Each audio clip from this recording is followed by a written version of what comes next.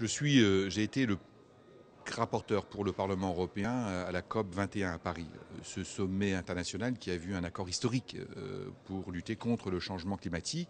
J'ai de ce fait aussi participé à la négociation dans la délégation officielle de l'Union européenne en décembre à Paris.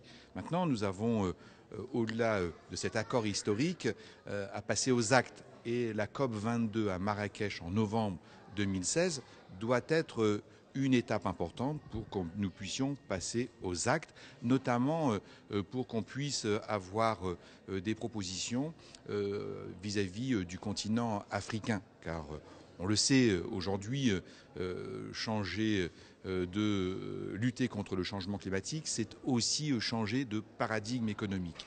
Donc voilà pourquoi j'étais présent dans cette table ronde à l'initiative du forum Crans-Montana.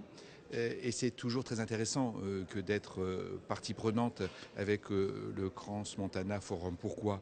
Parce que dans un domaine comme celui-là, on a la nécessité de créer des liens entre la rive nord et la rive sud de la Méditerranée. Un dialogue, des propositions communes qu'il convient de faire. Moi, en tant que député européen, je suis aussi membre de l'Assemblée parlementaire de l'Union pour la Méditerranée.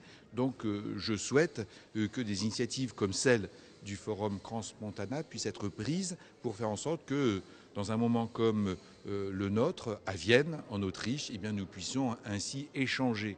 Et c'est ce que j'ai fait dans cette table ronde avec les autorités marocaines, la ministre déléguée à l'environnement, Madame El Haïté, et nous devons ainsi faire en sorte que l'Union européenne puisse trouver des partenariats forts avec l'Afrique, le Maghreb, le Maroc, pour développer très fortement les énergies renouvelables dans les années à venir. Non seulement l'éolien, mais aussi le solaire, mais aussi l'hydraulique, mais encore le bois.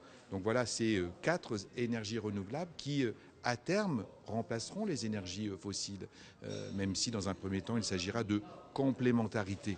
Eh bien, nous devons non seulement donc lutter contre le changement climatique, c'est l'accord de Paris, 195 États qui ont été d'accord, 175 qui ont ratifié cet accord de Paris à New York en avril de cette année 2016. Mais maintenant, il faut qu'on aille beaucoup plus loin. Et c'est le sens des tables rondes organisées par le Crans-Montana Forum. Passer aux actes, et notamment pour développer les énergies renouvelables. Et puis, bien évidemment, parce qu'on va lutter contre le changement climatique, on va aider les pays les plus vulnérables face à cette hausse de température. Nous devons contenir d'ici à la fin du siècle à 1,5 degré la hausse de température. Sinon, comme c'est le cas malheureusement ces dernières années, il y a des îles Salomon, 5 îles Salomon qui ont disparu parce qu'il y a eu submersion de l'océan dans le Pacifique. Donc nous devons ainsi prévenir les catastrophes, mais aussi prévenir ces difficultés que rencontreraient des pays vulnérables, qui ne sont pas des pays pollueurs, mais qui sont victimes de ce changement climatique et de cette hausse de température.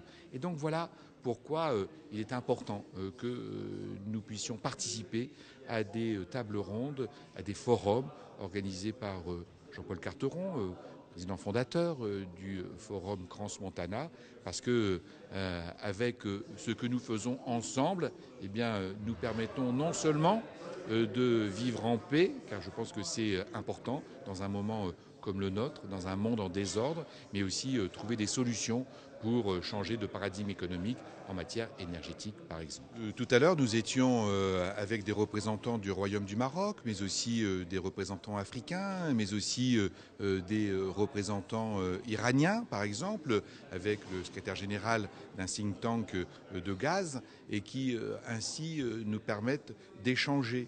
On échange entre nous pour trouver des solutions et faire en sorte que, au-delà des objectifs qui sont ceux que on a réussi à trouver à Paris en décembre 2015, et bien que nous puissions entrer dans le concret pour non seulement développer les énergies renouvelables, par exemple, mais aussi pour permettre de développer une grande politique européenne et africaine pour l'efficacité énergétique. les énergies, les réductions, les économies d'énergie que nous allons pouvoir faire grâce à ce développement va permettre aussi à l'ensemble de nos concitoyennes et concitoyens de gagner du pouvoir d'achat.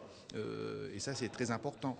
Et puis, on le sait, l'Afrique, c'est 1 milliard d'Africains aujourd'hui et 2 milliards en 2050. Avec Jean-Louis Borloo, l'ancien ministre français, qui a créé une fondation énergie pour l'Afrique, nous développons, et c'est ce que j'ai aussi dit dans ce forum Crans-Montana, que nous devons ainsi électrifier le continent africain, permettant ainsi à l'Afrique, à ce grand continent, d'arriver à ce développement. Là aussi, électrifier l'Afrique, c'est lutter contre les guerres, contre celles et ceux qui pourraient effectivement entrer dans une dissidence ou dans des conflits. Donc il s'agit aussi de vivre en paix. Et puis, le dernier élément qui m'apparaît comme étant très important, énergie renouvelable, efficacité énergétique, économie d'énergie, voilà ce panel d'interventions qui sont mis sur la table grâce au Crans-Montana Forum. Et ça, c'est inestimable pour nous qui sommes des décideurs et qui devons trouver les chemins d'une coopération entre la rive nord de la Méditerranée, l'Europe, et la rive sud de la Méditerranée, des pays du Maghreb et l'Afrique.